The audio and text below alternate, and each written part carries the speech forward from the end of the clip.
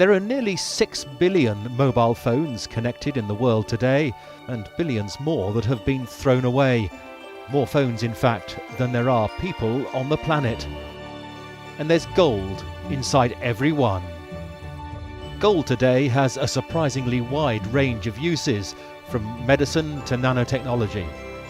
And gold mining too has changed beyond recognition. 21st century gold mining is a large-scale, modern industry using advanced technologies. This is the story of how one of the world's most important metals is produced.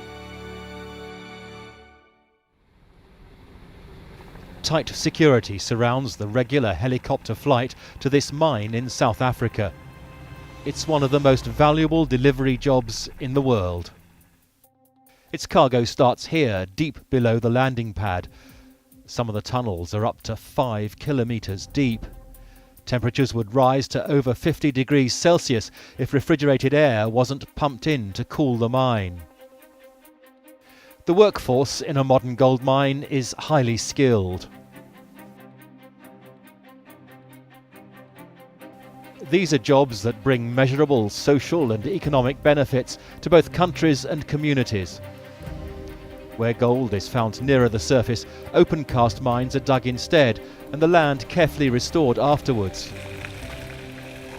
However gold is mined, getting it from ore economically and efficiently involves some complex chemistry. Most gold today is usually found in rock as microscopic particles, invisible to the naked eye. Typically, every ton of ore produces less than 10 grams of gold.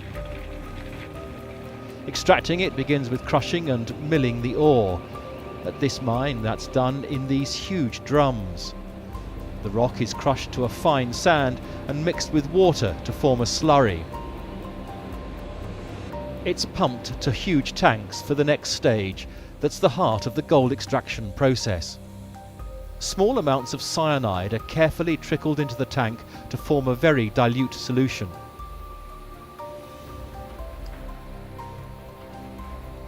So safety is a top priority.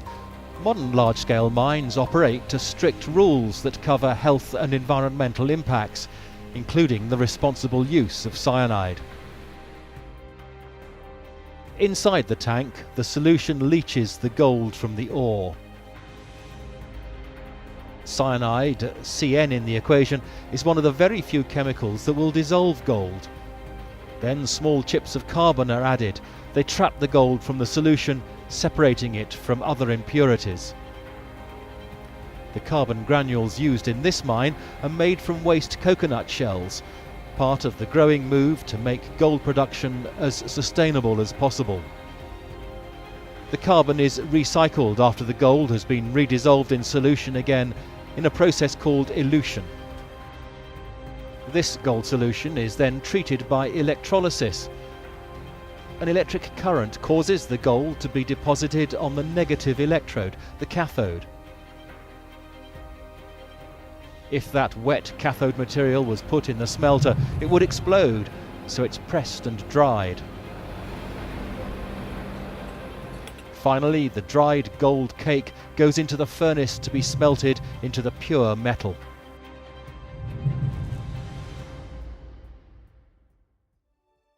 Inside, a chemical flux is added to help separate the gold. Because the molten gold is the heaviest element, it sinks to the bottom. So, as the precious liquid is poured, the gold is the last to leave.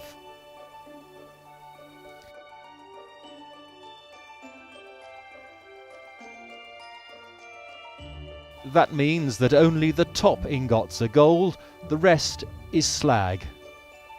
The people who pour the ingots are incredibly skilled. They know from the way the flame changes colour just when the gold is coming from the furnace. The precious gold is almost ready. And it is precious. Each ingot, called a doré bar, is usually purer than 18 carats and worth over $1 million. It's precious and scarce. All of the 171,000 tons of gold ever mined is still in existence today. It would fit into a cube with sides of just 20 meters. The Doré bar is given a final clean and a polish. And there's one last job to do. Each bar is stamped with a unique number and barcode. A small sample is taken too to test for purity. Gold today is responsibly produced by professional, skilled workers to high standards. The gold from the mine is flown out to be refined further. About half of it will be used to make jewellery, the rest kept as investment-grade bars and coins, or going into technologies vital for life in the 21st century.